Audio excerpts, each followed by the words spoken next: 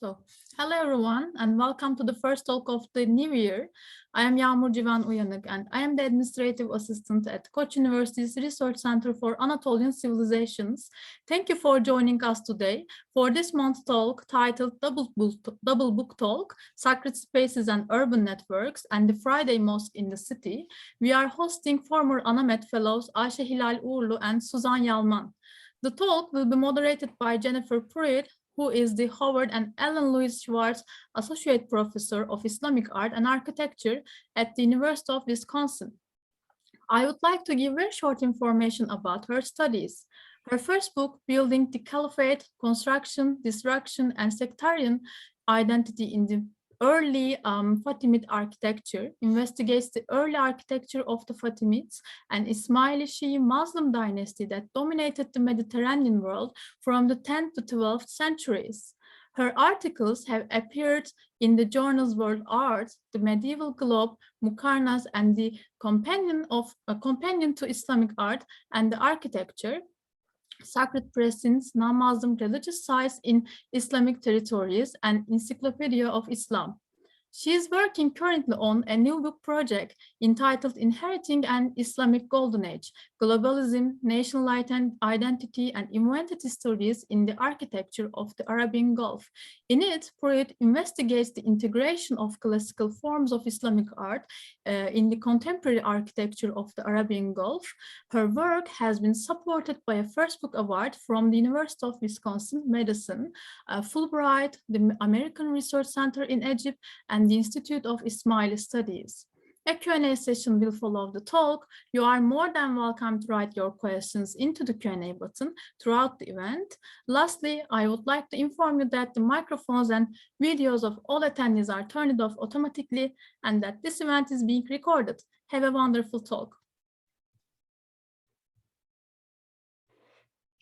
Hi, welcome everyone, and thank you for letting me be the moderator of this wonderful event to welcome two wonderful new books. I wanted to briefly introduce our speakers and then turn it over to them to discuss these projects.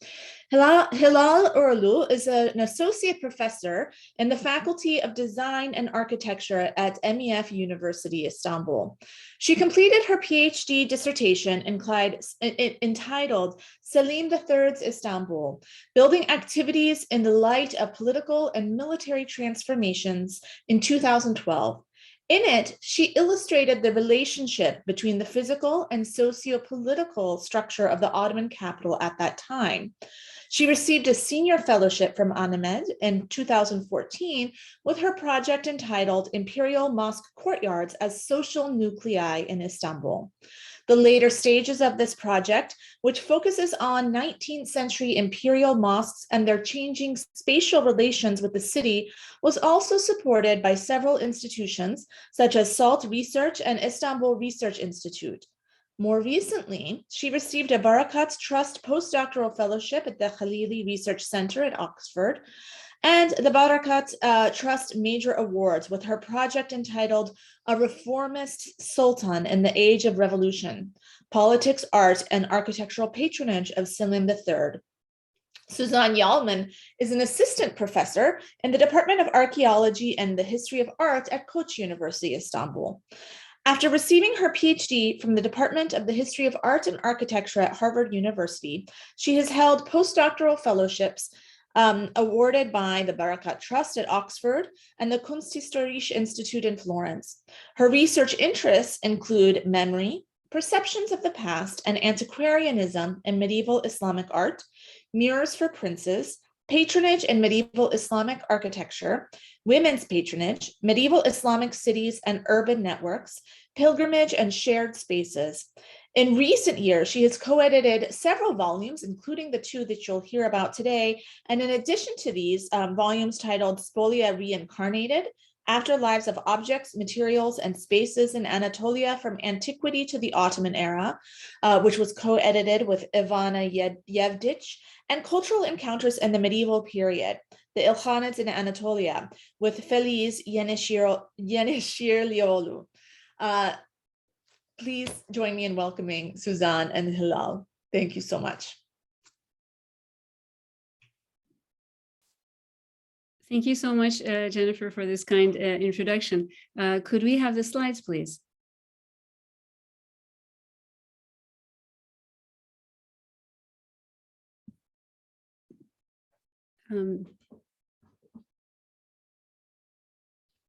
We can see the frame. I don't know if that's something we can fix before we move on.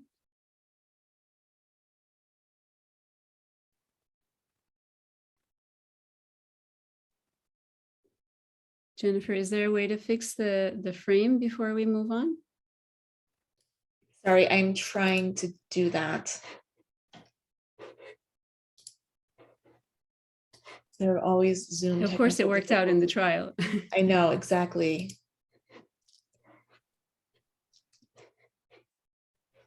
Okay, hold on, let me try again.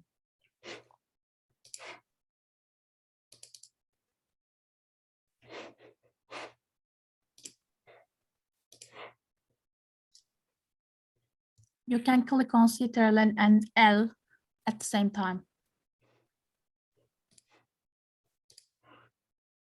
Does it look right now? Yes, Yes. that looks Okay, great.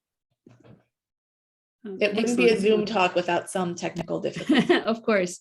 Next slide, please. Thank you all for coming today. We'd like to thank, first of all, ANAMED for giving us the opportunity to celebrate these 3 edited volumes. Their publication in some way or another, of course, was impacted by the pandemic. Therefore, we did not have a chance to do any kind of book launch. So Hilal and I are very excited to see you gathered here on this virtual platform. It's particularly meaningful to have some of the authors among us today. It's been a long journey together, and we thank them once again for their unwavering patience and support, and needless to say, their great scholarship, of course. Next slide, please.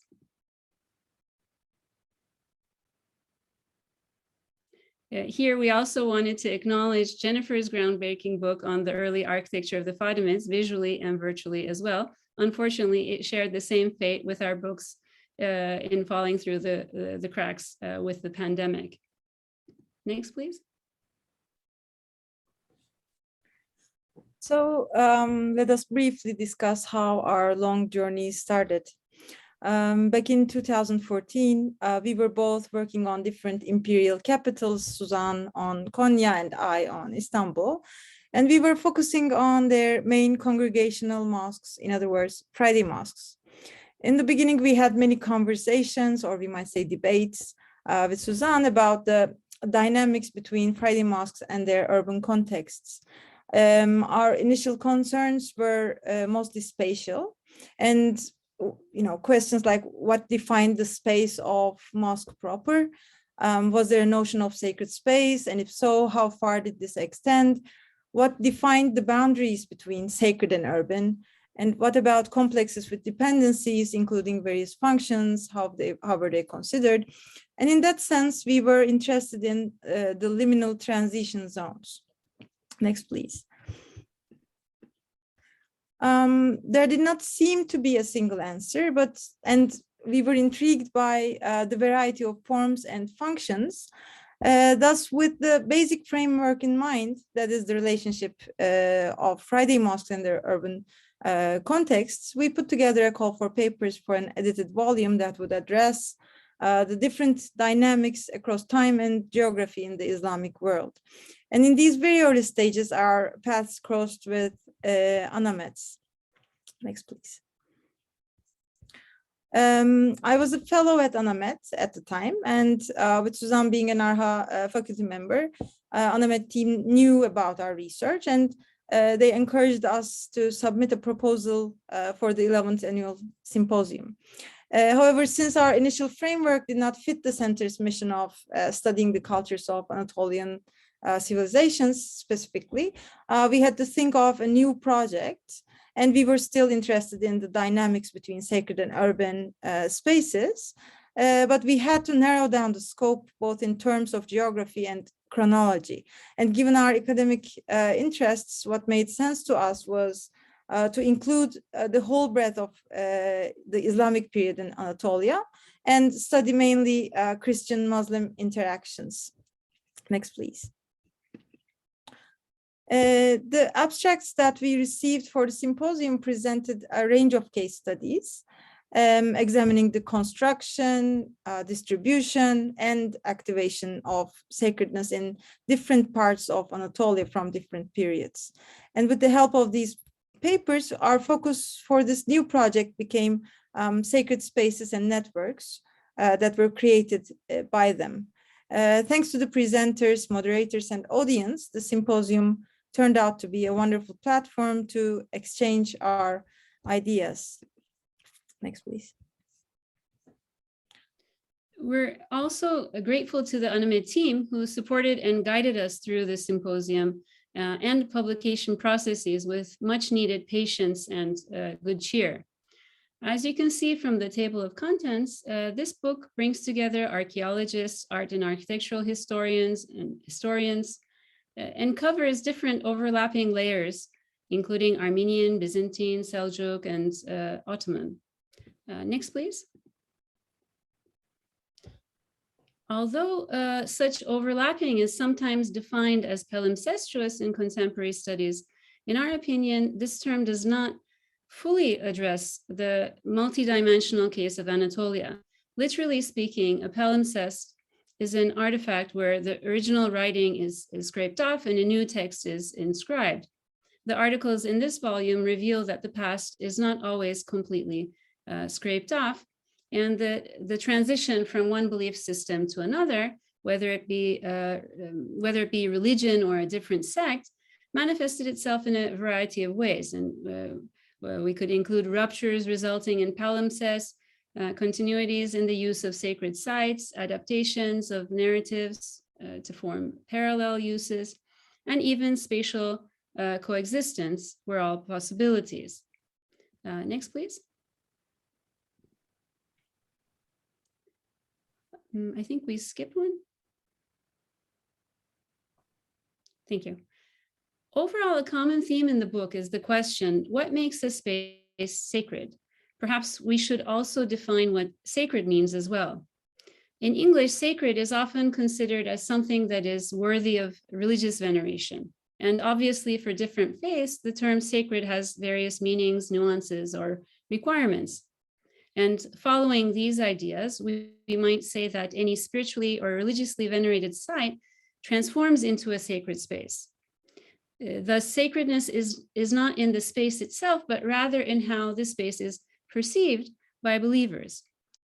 These sites can range from a spring to a mountaintop, from a cave to a city.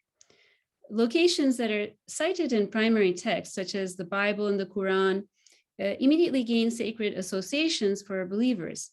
In the case of stories which are not site-specific, people assign them to multiple locations. For example, there are at least 3 different caves of the 7 sleepers in Anatolia, namely the sites in Ephesus, Tarsus, and Avşin Elbistan. Next, please.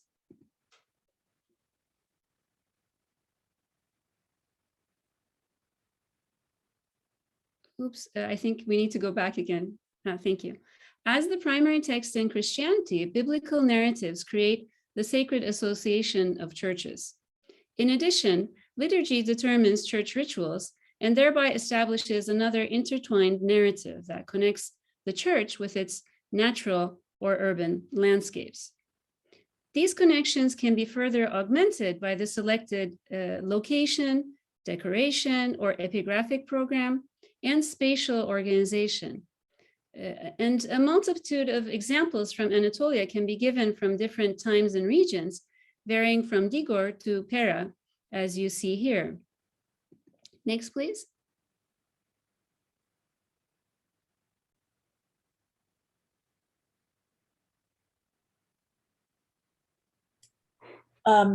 One moment. This seems to be ending here.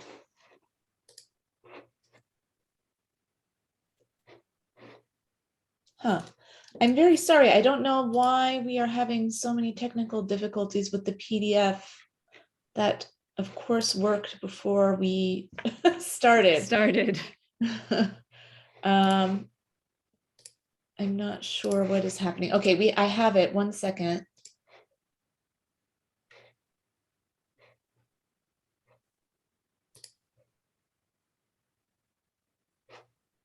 Oh,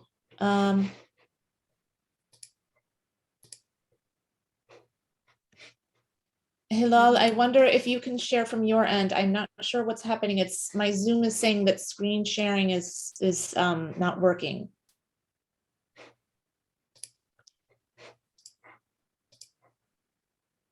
Wait, can you see it now? Yes, we can.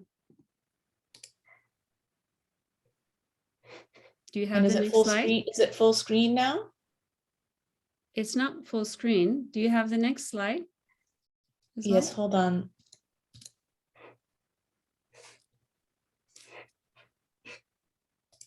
I'm sorry, guys. Professor Pruitt, could you reshare your screen and please click on Ctrl and L at the same time? Control L Yeah, Control L. What does Control L do? or Option L, I think in Yes. Apple. Yes. Yeah, that's full screen. Okay, That's that looks great. okay. All So right. yeah, Okay, do you now have, it's working again. I'm okay, sorry, fantastic. something went wrong with my screen share. Fantastic. So in addition to primary text, as we can see with liturgy that I was just talking about, other sources could also play important roles in the making of sacred space. Narratives such as hagiographies, the lives of venerated personages or saints, created other forms of holy sites, especially upon the death of such figures. The sacredness of these saintly figures continued and became monumentalized through the foundation of martyria, mausolea, and shrines. Next, please.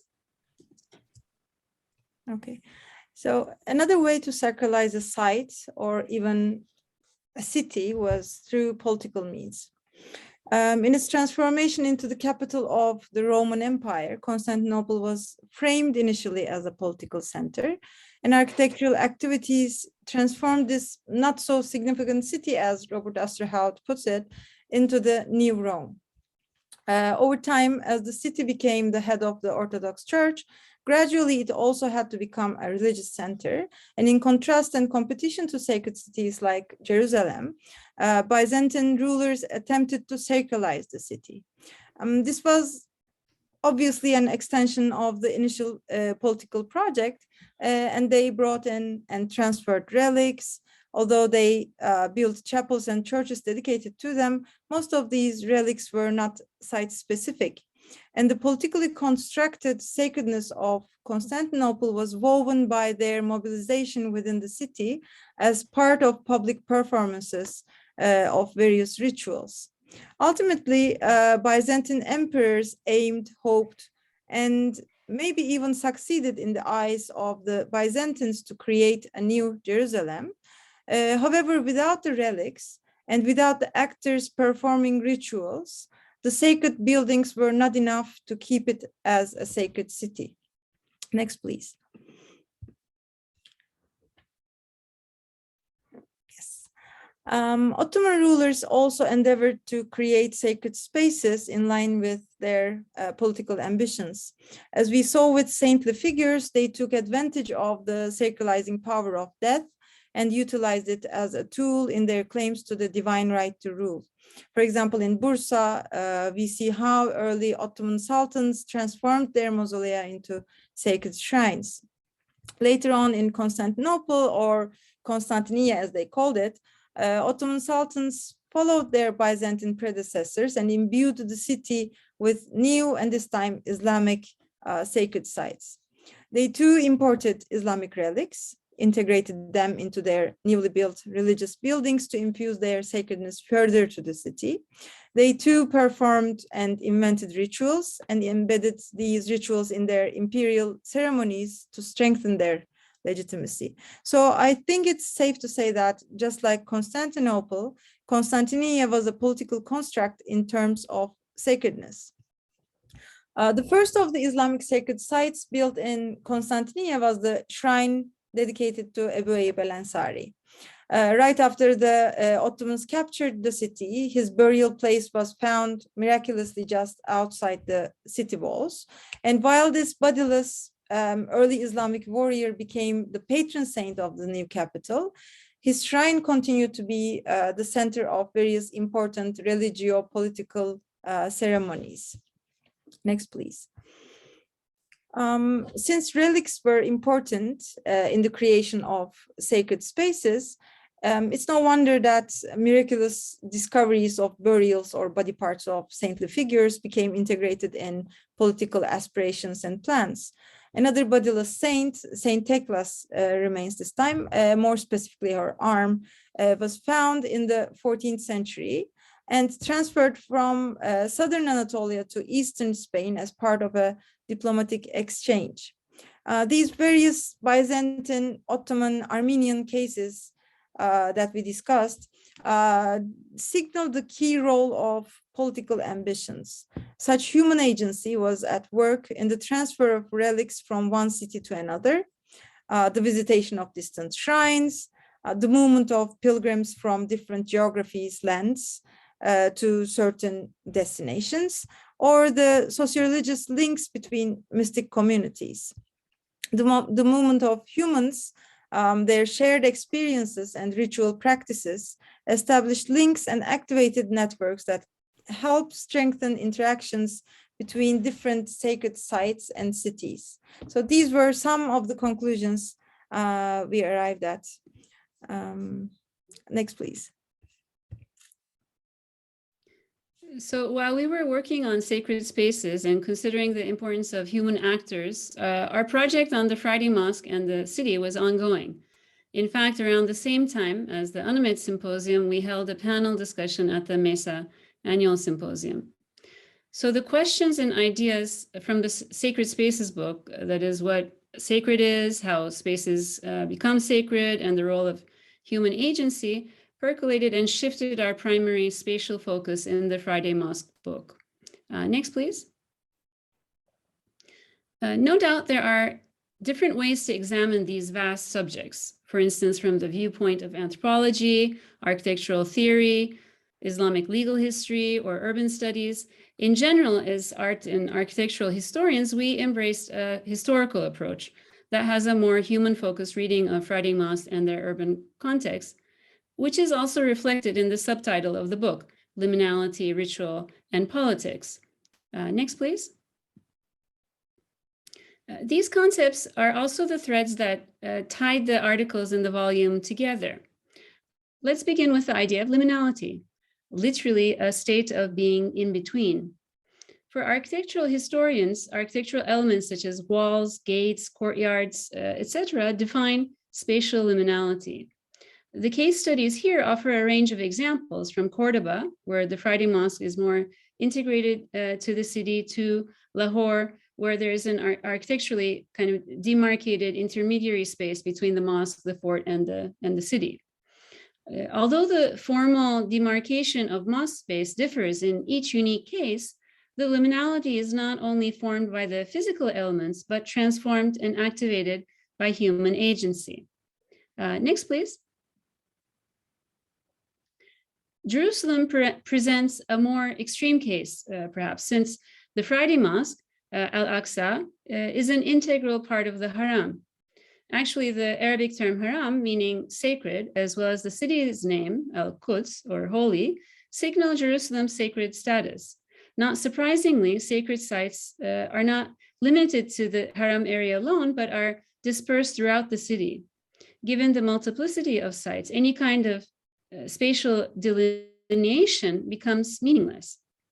Here, though, we encounter another and more anthropological kind of liminality. The pilgrims visiting Jerusalem were encouraged by pilgrimage guidebooks to enter a ritual state of what is known as ihram at the gates of the city, along with the literal meaning of ihram, that is the ritual donning of the white garment. It also points to a spiritual state. So the liminal zone, as in the transition between one stage and the next, becomes the gates and walls of the city, thus making the whole city a sacred zone. This sacredness is activated by the collective performance of rituals, which bring us to the second concept that we'd like to discuss. Next, please. There are not many sacred cities like Jerusalem. For most cities, as we saw earlier in the case of Constantinople, rituals helped construct new sacreds. As evident from the cases of Konya and Marrakesh, Friday Mosques were also incorporated into rituals that not only attempted to sanctify the mosque, but also the city they inhabited. Next, please. The weekly congregational prayers were only performed in Friday mosques, and this ritual included the sermon, the khutbah, that was delivered in the name of rulers. Friday mosques were thus the most important public venues through which these rulers could reach their subjects. As a key sign of legitimacy and political authority then, perhaps it's not surprising that political figures were the main actors in Friday rituals. Such political concerns were particularly important for imperial capitals such as Isfahan and Istanbul. While in the early modern era, mosque complexes were social nuclei of cities, with the rise of modernity, newly constructed mosques did not necessarily enjoy this central urbanizing role of their earlier counterparts. Next, please. At the same time, when we look at capitals that are outside the Islamic geographies, such as the ones in Europe, like Paris and Cologne and London, St. Petersburg, the construction of mosques had other kinds of political aims and meanings at different times. The way the rulers of these European countries or empires perceived and situated their Muslim subjects according to their own understanding and agendas affected how, where, and in which urban context the mosques were built. In the late 19th and 20th centuries, the changing political context in Europe gave rise to new urban dynamics. The central role of cathedrals were contested by new others, one of which was the Friday Mosque. Next, please. The post-Enlightenment Western binary of sacred and secular was adopted in the name of modernization by non-Western cultures. And Muslim-dominant countries also utilized this binary without questioning in the context of their cultural, social, and religious backgrounds. In a way, secularism created a new layer of complication and contestation. For instance, in the case of Mashhad in Iran, political actors tried to intervene, undermine, and control the sanctity of this Shiite sacred city. We realized that some of the questions we had asked also reflected this Western sacred secular binary initial questions in our initial questions, especially after reconsidering sacredness in the context of Islam and the works of scholars like Tel al-Asad and Shahab Ahmed. This is particularly true for the question what defined the boundaries between sacred and urban. Clearly at that point, while we were examining their spatial boundaries, we had considered the mosque to be sacred and the urban to be secular. However, since such a problematic binary did not exist in the medieval or early modern mindsets, their application to Friday mosques is a bit anachronistic. Next, please. Today, as modern inhabitants of Istanbul, we see how this binary creates a polarized perception of Friday mosques and urban spaces. It also generates a social polarization as well. We see this plays out in three major ways in the city. The first one is the changing patronage patterns. In the modern era, it has led to an overemphasis and mushrooming of Friday mosques. This also ignores historically established hierarchies and decorum as well. In this slide, the blue dots on the lower right map indicate the number of Ottoman imperial Friday mosques within the old city. And today, the city has spread beyond the old walls and has become an urban sprawl, as you can see on the left. And the aerial view on the upper left with the red dots on it, the red dots are the mosques located in a much smaller modern district. Here you can easily see the multiplication of Friday mosques, and they are used for Friday prayers, as I mentioned before. Next, please. Secondly, we can talk about the mega mosque projects, such as the new Çamlıca or Mimar Sinan mosques that fit into the greater global trends. The capacity of these mosques founded by the Turkish government are 10,000 and 63,000 people respectively. And we can also talk about the multiplication of these mega mosques too, both in Istanbul and also throughout the world. Next, please. And lastly, and as our last example that ties this, ties both books together, we can talk about the reconversion of Hagia Sophia to a Friday mosque. While the Hagia Sophia's transformation into a museum in the 1930s can be considered a secularist move on a sacred site, the recent conversion embodies many of the tensions created by the very same European sacred secular binary. So in that sense, whether mosques are monuments or sacred precincts becomes a polarized and polarizing internal and international sociopolitical debate. So since we live in this geography, these are naturally some of the examples that come to our minds. However, for both books, the ANAMED volume focusing on sacred spaces in Anatolia, as well as the Friday Mosques book that addresses the broader Islamic world, many other relevant case studies could be given. So we would love to hear your feedback or ideas in the Q&A. Suzanne. Next, please.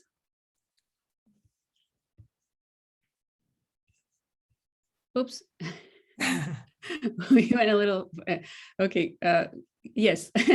Finally, before moving on to the Q&A session, first with our moderator and then with our audience, we'd like to thank, first of all, our beloved friend Jennifer Pruitt, who has been with us throughout this long process. And I don't mean just this webinar with technical glitches, but also the publication process. Once again, the wonderful ANAMED team, Intellect Books, and especially the series editors for the critical studies in architecture of the Middle East, Christian Gruber and Mohamed Garipur, who are always there for us. And we, of course, mentioned our authors earlier, and also the many number of people with whom our paths crossed during the different stages of publication. And of course, the audience members who are here with us today.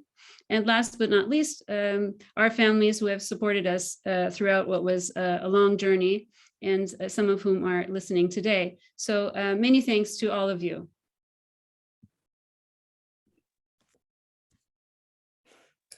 Thank you so much to both of you for this really wonderful talk. So I think that the way that this works now is we have a little bit of a conversation. I do want to be mindful of time because I know we lost a little bit of time in the technical glitches that we had. So I wonder, Yalmar, how much time should we have for the three of us to discuss? Should we? What time should we? We have almost an hour. For the three of us? I mean, for the whole Q&A, we have an hour, I think. So okay, so if we speak for 20 minutes and then open it up, it's still okay? Yeah. Okay, all right. I just don't want to go over time. So wonderful. So thank you so much. So some of these questions are things that we've discussed a bit amongst ourselves, but I would love to kind of open it up. And I realized as I was thinking about, really articulating these questions, how very difficult it is to not fall into the binaries that you both have laid out, right, between sacred and secular. And what I want to ask is, so the two books, so you have one book that's called Sacred Spaces and the other book that is called Friday mosques. And so I wonder how you see the relationship between Friday mosques versus other kinds of sacred spaces. In other words, is the kind of sacrality that we see in a Friday mosque the same as one might see in, for example, a sacred spring or a church? If you could expand on that notion a little bit. I'll start with this question. I mean, I think you have two questions as far as I understand. One is about the two books and the kind of distinctions, I think, in the names of the books, like sacred spaces and urban networks, and the other one is the Friday Mosque. And then there's this whole issue of whether or not the Friday Mosque is a sacred space. Maybe I should start with the first question. I mean, the first, so I'd say that the titles kind of reflect the practicalities rather than a kind of distinction between the two. Given the ANAMED mission, of course, ANAMED was more interested in a project that focused on Anatolia and its diversity. And without, I mean, for us, going all the way back to sites such as Göbekli Tepe, which is well beyond our training, we thought we could expand within the time periods we cover and examine the kind of Christian-Muslim case studies and interactions. Plus, I should also maybe clarify that the Sacred Spaces book does include congregational spaces such as churches and mosques. That said, however, given the different scope of this book, we were curious about the range of sacred spaces that this project allowed. So, for instance, how shrines or other such sites and their footprints could impact the plan of a city. So this is particularly true for shrines related to patron saints, for instance. Of course, I'm thinking of Konya and like Rumi's shrine, etc. But I mean, there's also the relationship between like a sacred site and the landscape, such as Cappadocia and the Armenian highlands. But regarding the question as to whether or not the Friday Mosque is a sacred space, this is something that we still actually debate among ourselves. And I guess one could say that mosques are unlike churches, which are consecrated and are more often kind of considered sacred. Plus, Muslims can actually pray anywhere. So the Friday Mosque is more about the kind of congregation coming together. It's this social religious aspect more than the building itself, I would say. And also, given the range of Muslim sects, legal schools, Sufi groups, etc., one could say that there's a diversity of interpretations. So it's really kind of impossible to boil it down to a single understanding of belief. And I would say that sanctity is kind of in the eye of the beholder or the believer. So perhaps there could be such interpretations. I mean, that is that, Friday Mosque being sacred. So I don't know if that kind of clarifies, but I think there's a whole range. And maybe we feel like some of this binary that we talked about, the sacred secular binary, this kind of post-Enlightenment modern framing seems to kind of gain momentum in the modern framing of the Friday Mosque. So perhaps that's something I could add.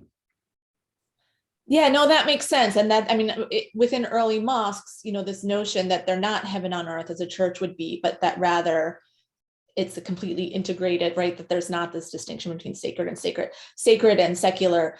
Just to kind of add to that, you noted that there are different sects, different belief systems have different approaches. So what I work on in the Fatimids, for example, wherever the imam was, right, wherever the ruler was actually the most sacred. So in some ways, the palace actually became more sacred than the mosque. So this is definitely something that's difficult to completely nail down when you're working with such a diversity of materials. Hilal, did you have anything to add to that question?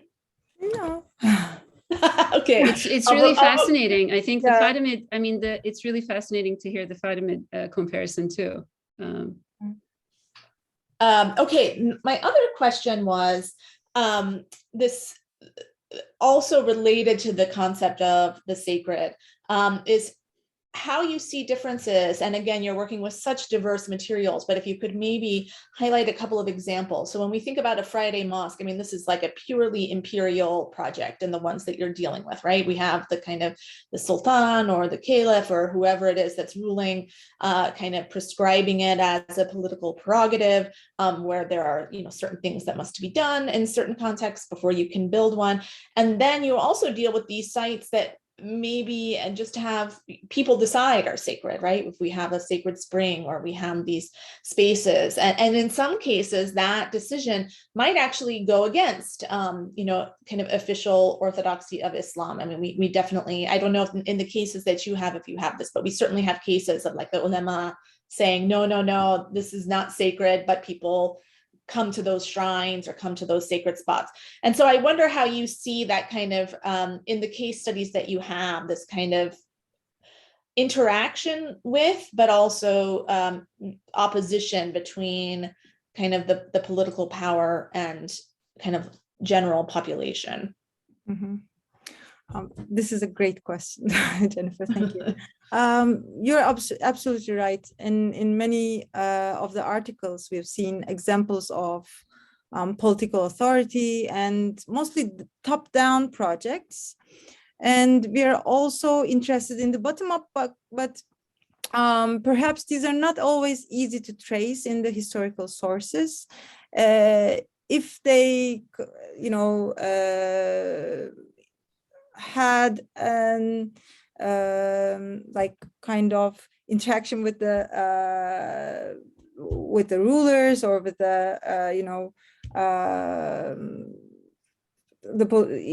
whether they create political problems, then we have their accounts and then we see them in the archives or in the primary sources or so on, but it's usually very hard to trace them. So, but there is an interesting contemporary case that might be useful to discuss as an example, maybe. Should we share a slide? Yeah, if you. Or do you not need it? Yeah, no, you know, it would be great. Okay, so in Istanbul, in the district of Fulya, behind Beşiktaş, there is a site dedicated to a certain Bardakçı Baba. So Bardak is... sorry to interrupt, but it's the other slide. Oh, no, yeah, not this one. Jennifer, if you could go up, this one, yeah. Yeah, yes, this is Bardakçı Baba. Yeah, so bardak is a cup, or so bardakçı is the cup seller. So in the 1970s, during a road expansion, workers discovered human remains and a sign with a text saying Bardakçı Baba, and they presumed that it was the burial site of this holy person, or you know, Bardakçı Baba, and that they created a simple grave on the side of the road.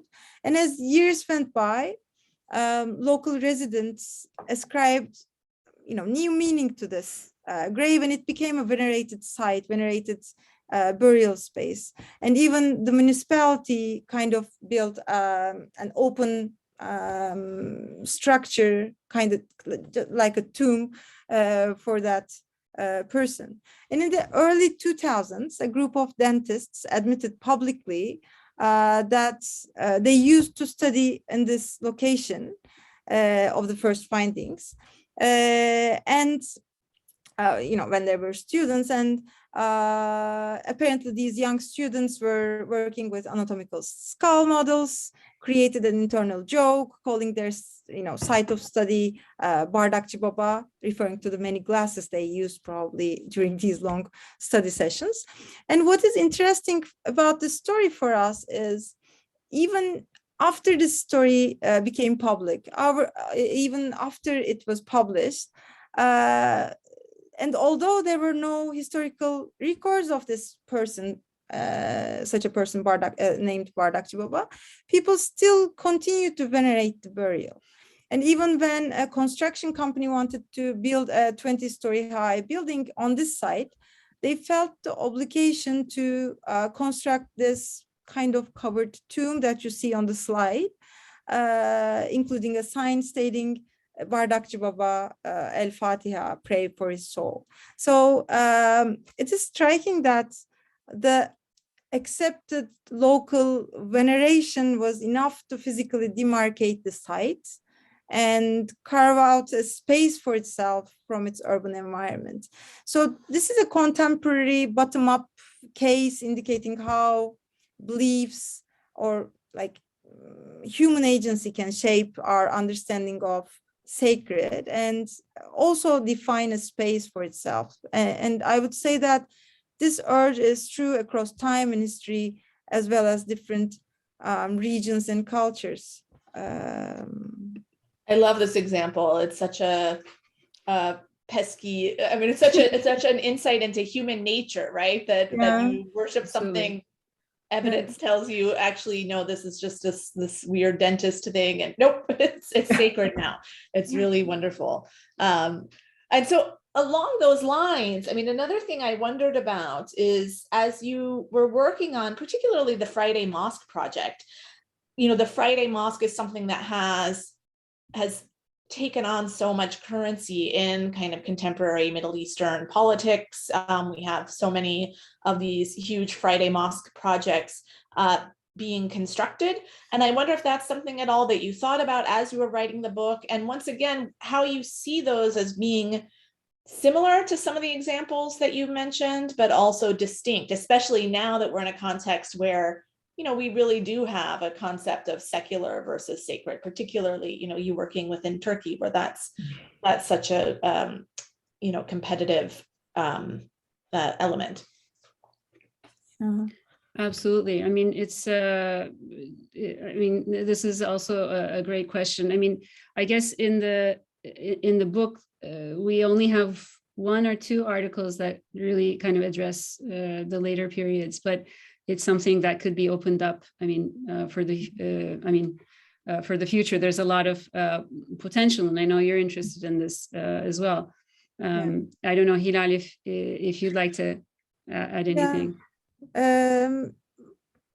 I think, you know, we in fact, we weren't that interested in mega mosque projects while we were writing the book, and, you know, while we were working on the book, writing our papers, and, you know, our concern was not on the mega mosques. But I think what differs pre-modern Friday mosques and contemporary mega mosques is not the sacredness attributed to them by like certain people or many different functions that they include, because since they are, you know, huge, basically, they contain like congregational halls, but also they have like exhibition halls, libraries, and research centers, and so on. So many spaces designed to fulfill the social needs of the inhabitants of their cities. But the main difference, in my opinion, is the organic and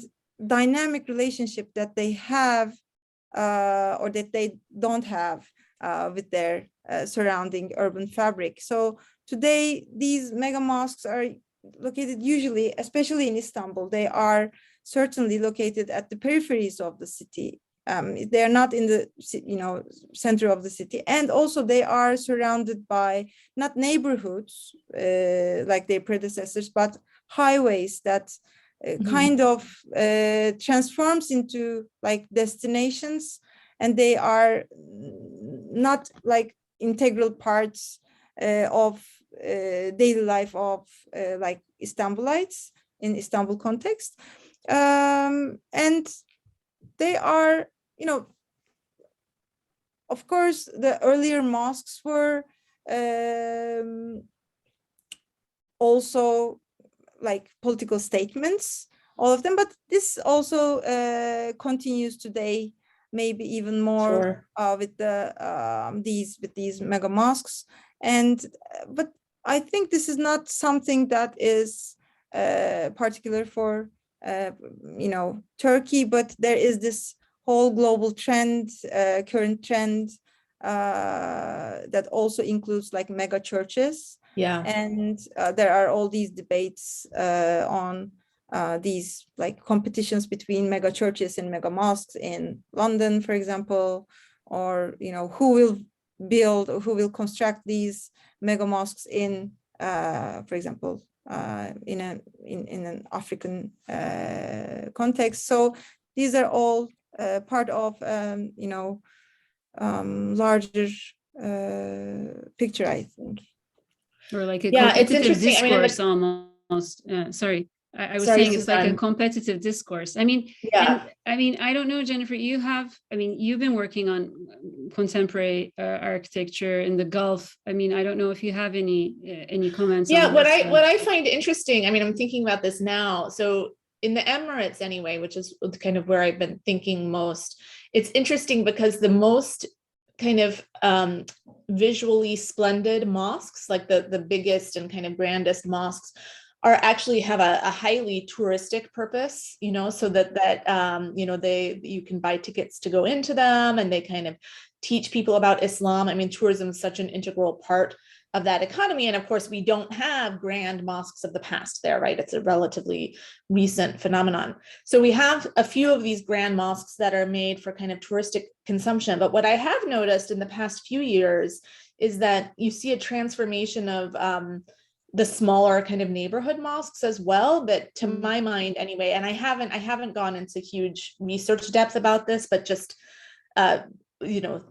visually, mosques that in the past were kind of just modest mosques, like not particularly flashy, have taken on a much more kind of historicizing style that particularly looks kind of Mamluk, or recalling kind of historical imperial styles. So in that way, I think it's different than what we might see in Turkey or Egypt. I think is probably more similar to Turkey, where like the political power is building these huge mosques for Muslims, and to kind of declare that it's a Muslim state, or not a Muslim state, but a Muslim majority state. And in the Emirates, I see a kind of different kind of dynamic that now this has planted a seed for me to think through comparatively. Excellent. A little bit more. Yeah. Okay, so I think it's time now to open up the Q&A to the audience. So the best way to ask your questions is to type your questions into the Q&A. We do not have a hand raising feature activated for this webinar. So please type it into the Q&A, and then I will read it to our participants. So we have a question now from Seda Kula, who says that she wishes to express her congratulations to both editors and the authors, and her best wishes for this completed and ongoing inspirational work. My question is, where would you place the early Ottoman so-called T-plan mosques, which are also quite congregational, in this liminality ritual politics discussion? If I may jump in, I mean, actually, the T-shaped structures are not Friday mosques. And they are, I mean, in the inscriptions, they're referred to as imaret, and they're multifunctional spaces. So I think this distinction is very important. I mean, I really love this question, actually, because I think, and there is some work on these T-shaped mosques. Actually, yesterday in another ANAMED talk, there was mention of this. So the work by Sedat Emir. So some of these buildings were kind of mosqueified in the 16th century. So some of the walls were removed, and the space was centralized. So the side rooms were integrated into the central space, making the space feel more like mosques and centralized mosques in Istanbul. So there's a kind of rewriting of history in the case of, I think those T-shaped buildings, which, I mean, we often refer to them as mosques, but their original, purpose was different, and I think reflects the kind of social fabric of that era. But of course, I mean, they were also social nuclei, and we've been talking about Friday Mosque serving this purpose, but I think, the Bursa or the Edirne examples were slightly different. I don't know. I mean, Hilal, if you'd like to add anything. I was thinking of the same thing, and you were just a little faster than I was. Do we have, so in Bursa, I should know this, but I don't. So do we have contemporary Friday mosques that were patronized at the same time? I mean, there's like the Bursa Ulu Cami. Actually, I mean, is that the same? I should know this, but is that the same? No, time? It's like it has these different, lots of domes. Right. So this actually brings us, if I may, I mean, I'm taking it to another question. I don't know if you allow Jennifer as the moderator. I'll allow it. The distinction between different eras. I mean, even in the same geography within Anatolia. I'm also saying this because right now we don't have any other questions in the Q&A. So I feel the liberty to feel free to ask more, everyone. Basically, and this is something Hilal and I have discussed and debated over these past years. Is how this multiplicity came about, and the distinctions between the Seljuk, or the early kind of Ottoman principality, the Beylik period, we might say, and later the kind of imperial capital of Istanbul. And I think the inscriptions are particularly important because, I mean, in the Seljuk period, for instance, in Konya, you see that there's usually a kind of hierarchy between buildings, and there's a kind of central, primary Friday mosque, and in Anatolian cities they're often referred to as the Ulu Cami, the Great Mosque. But then, in later periods, especially, in Istanbul, there's a kind of proliferation, and I think we need more research, especially with, I mean, were there legal reasons for this? How I mean, because I think there's an excellent article by Barbara Johansson on like the legal definitions of the city and the role of the mosque, etc. How Ottoman jurists addressed such questions, and how they justified having multiple Friday mosques. Today, I think in Turkey, it's kind of taken for granted. I mean, people don't think of the distinction between jami and masjid, but originally jami is the place of congregation on Fridays, and masjids are more kind of like neighborhood mosques. I don't know if you'd like to comment more on the Ottoman period. I was just thinking of the Safavids and Farshid's article. So there was this case where, like, the Safavid case was totally different from the Ottoman and Seljuk cases. So there are other like understandings and other like traditions in different geographies. So telling one and story is it's very hard.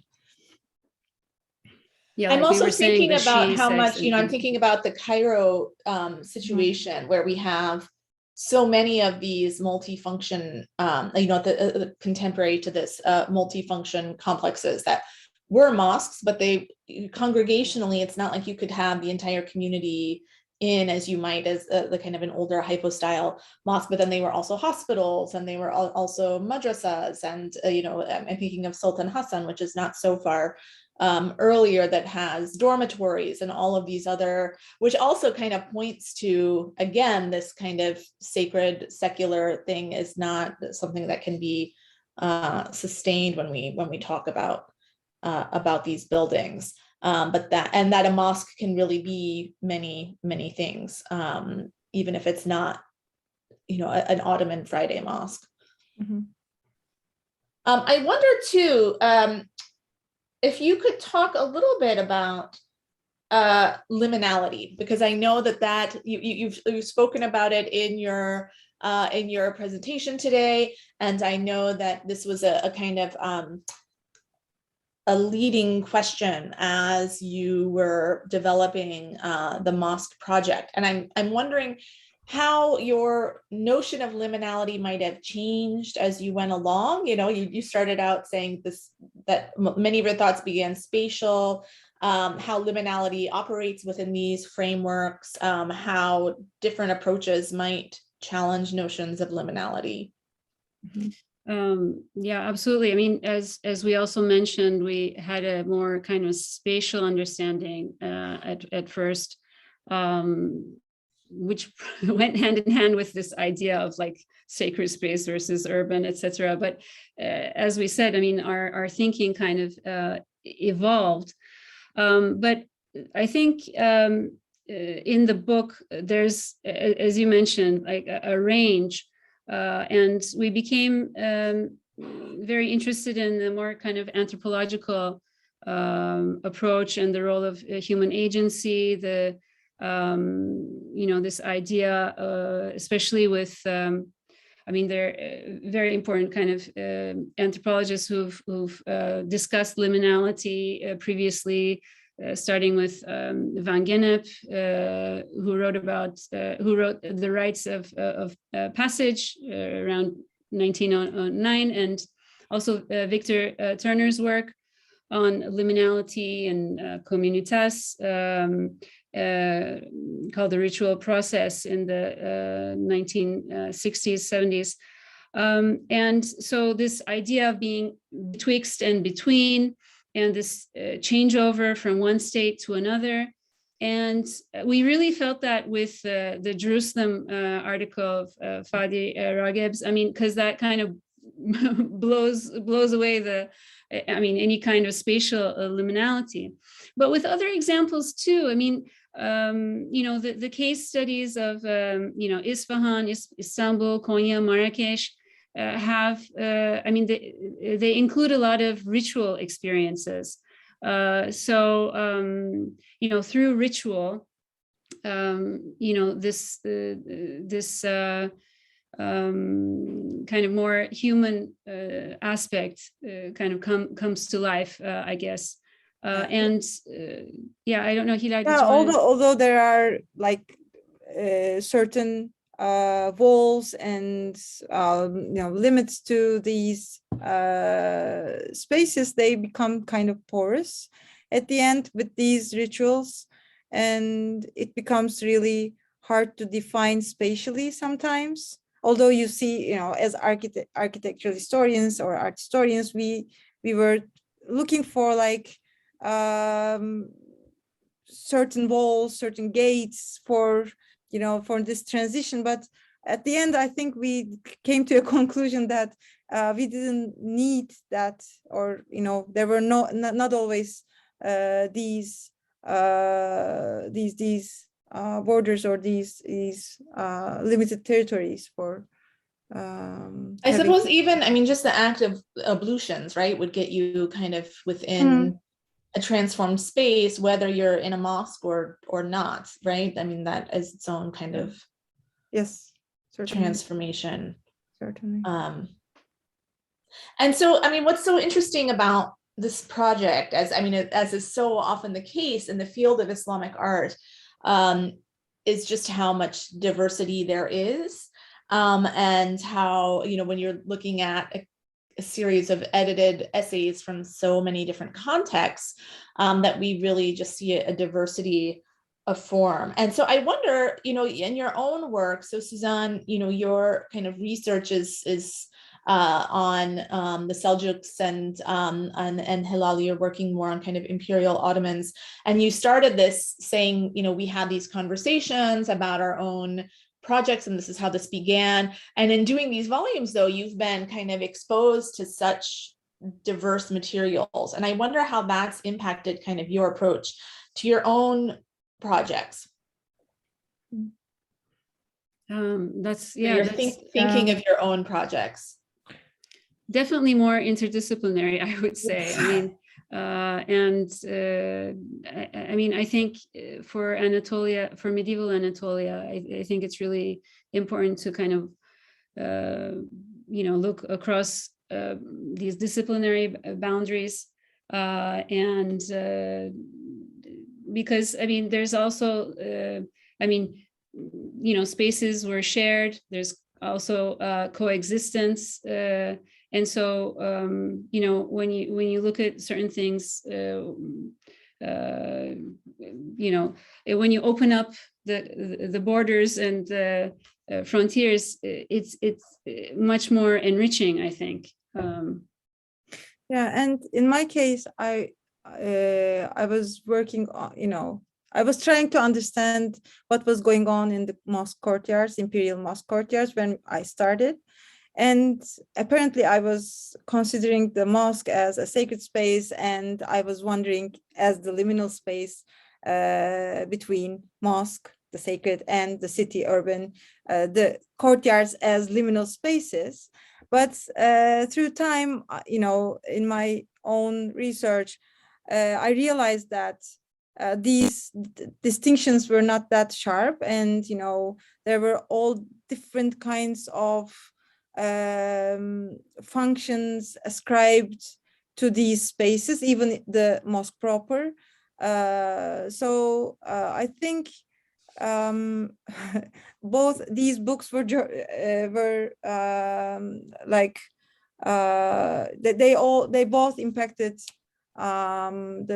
this project deeply, because I started questioning whether the Friday Mosques were sacred or not, or you know, Yeah, there were all these enlightening moments for me.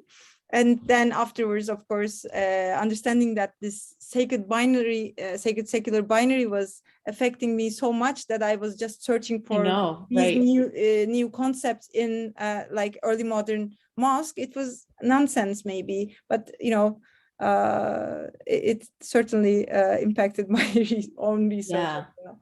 It's hard to get out of that mindset for sure. Yeah. We do have another audience question from Gunsele Gorel, who says, congratulations for these amazing projects and thank you for sharing them. I was wondering if you can talk a bit about the challenges of working on these two projects at the same time. Thank you, Gunsele. Great question. Yes. How should well, they both, I mean, I think the style for both of them was the Chicago Manual of Style, but one had the British version and one had the American version. So like the quotation marks were like inverted. I mean, there were like technical funny things like that, but I don't know, to be more serious, I think, you know, sometimes it was kind of confusing to go back and forth, you know, between these, you know, different ways of looking at buildings, and but I think that it was really kind of enriching in the sense that looking at these, you know, huge range of articles, you realize that, I mean, time, place, geography, everything really, I mean, the context is what matters, and there's such variety.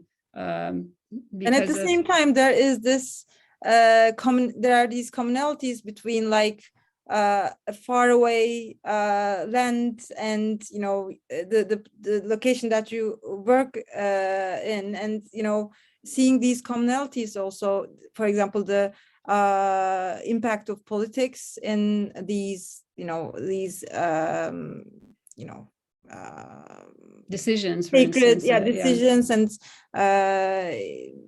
yes, interactions. And of course, sometimes it was really hard to focus on, like, we were working on both projects at the same time, as Gunsele knows really well. This sometimes when we were talking about sacred spaces, for example, we would include our discussions in the other book. So, and then we would realize that, okay, wait, this is not the topic of this book. So we should, go back. And it was challenging sometimes, but totally enriching at the same time. I wanted to also return to, you noted this or kind of called into question the notion of a palimpsest, right? That some of these kind of purposefully reuse what was in the past, and that this is a kind of more complicated notion. And in my own work, I'm really compelled by destruction. So in the book I've just published, I kind of posit that destruction was actually a really important part of medieval architectural patronage, that and particularly with what I'm working with, destruction of churches was not something to just kind of dismiss, but that was part of the building program of particular Fatimid rulers. And so I'm wondering if you could expand a little bit about the role that destruction and preservation play in, or I should say destruction or preservation play in some of the sites that you discuss in your books. Thank you, Jennifer, for this important and excellent question. I think palimpsest is a term that we've been wondering about, and also we should also mention there's a new book. I think it's just hot off the press, so we haven't had a chance to see it. Cities as palimpsest. I just saw that, yeah. With a question mark. So we'll be very curious to see that. I mean, in our own discussions, we thought that, and we mentioned some of them, like this idea of ruptures. So in cases where, you have a capture of a city leading to a takeover of various sites, like the example, since we're here, that comes to mind again is Constantinople and Istanbul. Like Mehmet II's destruction of the Church of the Holy Apostles. But at the same time, I mean, while he was doing that, there's also the kind of continuity with the Hagia Sophia, for instance. Right. So, you have both. But there are also adaptations. I mean, we mentioned narratives, for instance, in our talk, but sometimes these narratives could be adapted and create parallel uses. So I'm thinking, for instance, of the many sites associated with St. George in Anatolia, and how, in the Muslim narrative, it's kind of rewritten and associated with Hıdır. But there are also cases where the same site could be shared by different communities. And so there's like spatial coexistence. And for instance, I was interested in Konya of this church, dedicated to an early church father. I mean, there was the tomb of Saint Amphilochius, and how this was visited by Muslims in the Seljuk period as the tomb of the ancient philosopher Plato or Eflatun. And, both communities actually visited the same site. And there's, I mean, one person buried there, but one community, sees the person as Saint Amphilochius, and the other as Plato. So, there's the sharing. But then, thinking of ruptures, there are also sites that are abandoned.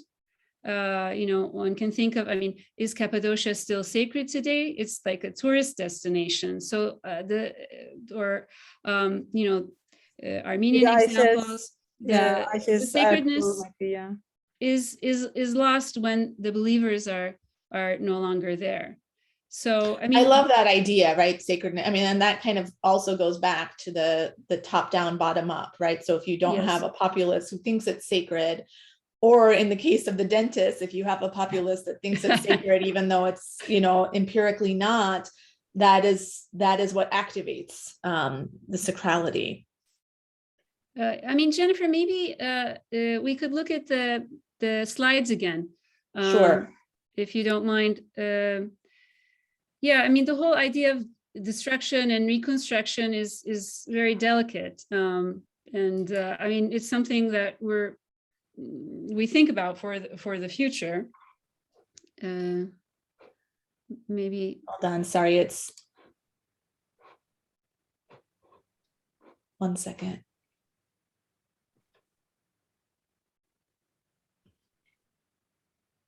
Here we go. Okay, is that looking proper? Yeah, after Bardakçı Baba, there's, yeah, this one, this slide. So, I mean, for destruction, unfortunately, among several examples in recent times, one could give the minaret of the Great Mosque of Aleppo, or the Shi Al-Askari Shrine and Mosque in Samarra. And I mean, during war or times of conflict, destruction could be done on purpose. And this is particularly true in war-torn or conflict areas with competing actors seeking legitimacy and trying to claim or declare their authority through Friday Mosque. And also, I mean, destruction could also take place under the disguise of restoration too. And one has to be mindful of the current context with different claims and underlying political aims. I mean, thinking of like the restoration of the Aleppo Mosque, but I mean, there's also examples of destruction under the disguise of restoration. I don't know, Hilal, if you'd like to. The next slide, in fact, demonstrates the this kind of restoration that destroys or destructs the original thing. In fact, this building was Friday Mosque was demolished in 1958, I guess, during the road construction. And just a part of the minaret survived, and they decided to rebuild and, renovate it somehow. And they ended up with this, in my opinion, hideous building. So isn't it destruction? I think yes, but it is presented as a restoration project. So there are various ways to destroy a building, probably. So these are, themes and subjects that we discuss together. And it doesn't only apply to mosque, of course. I mean, one can also include churches, monasteries, shrines. Also, I mean, like what happened in Iznik with Ayşe Sofia. I mean, you have like these glass doors that say Ayşe Sofia Orhan Cami. Right. These kind of modern interventions as well. So you have the conversion and the poor restoration. And it's again a global trend, right? So it's not just in the Anatolian, it's not just in Turkey, but we see similar examples in Bosnia, for example. And the whitewashing of Ottoman mosques is presented as a restoration, but it's also a political kind of competition between like two different countries. And there are different sides to it. So, and Jennifer, I mean, since this whole destruction theme is something that you've examined in the Feynman context, do you have any insights from your work that you might share? Yeah, share so in my own work, it's really, am I muted? No. In my own work, so in the book, I really deal with destruction of churches. And in particular, one of the rulers that I focus on, Al-Hakim Bi'amrullah, very famously destroyed the Church of the Holy Sepulchre in Jerusalem, or at least mostly destroyed it. There were things left over. And so in that case, it's actually quite different because the destruction was the point, right? That was an ideological move, and it wasn't kind of integrated. I will say that in my teaching, though, I'm also just compelled by this is always a theme, right? That we have, and what you've noted about kind of restoration can be a type of destruction. If we think about what happens in Mecca, for example, right? That we kind of destroy historical spaces to expand the haram, and that there's the question of okay, well, we need bigger spaces, we need more modern spaces, but there's also an ideological component to it as well, of kind of whose history gets preserved. I'm thinking of this too in Cordoba, right, where we have the notion of things not actually being destroyed, but was this originally a church? Was this a mosque? And thinking about the importance of what was on a site originally as still carrying over all of this kind of ideological resonance today, which I think a lot of times as art historians, and this is becoming less so the case now, but traditionally as art historians, we want to see what's there now, and less about what was there in the past, when in fact that's such a complicated and interesting story. So I'm glad you're complicating that in your own work. So I think if there are no more questions, Suzanne and Hilal, are there things we haven't addressed that you would like to address? I mean, I'm sure that we could always we can always just go on, but I think Hilal? Yeah, I think it might be time to wrap up. Yes. I don't know if you want to pull down the slides, Jennifer, so we can see each other. So thank you so much, Suzanne and Hilal, for this really wonderful discussion. Please, for those in the audience, if you haven't already, please check out their books. They are really, really rich. And of course, we've heard the voices of the editors, but in reading the books, you'll hear the voices of the many wonderful authors who have contributed to the studies. Absolutely. I would also thank you so much for this great talk. And also I would like to thank our attendees too. Please follow us through our social media accounts like Instagram, Facebook, and LinkedIn, Twitter for our upcoming talks, and see you soon. Thank you very much. So much again. Thank you very much. Thank you.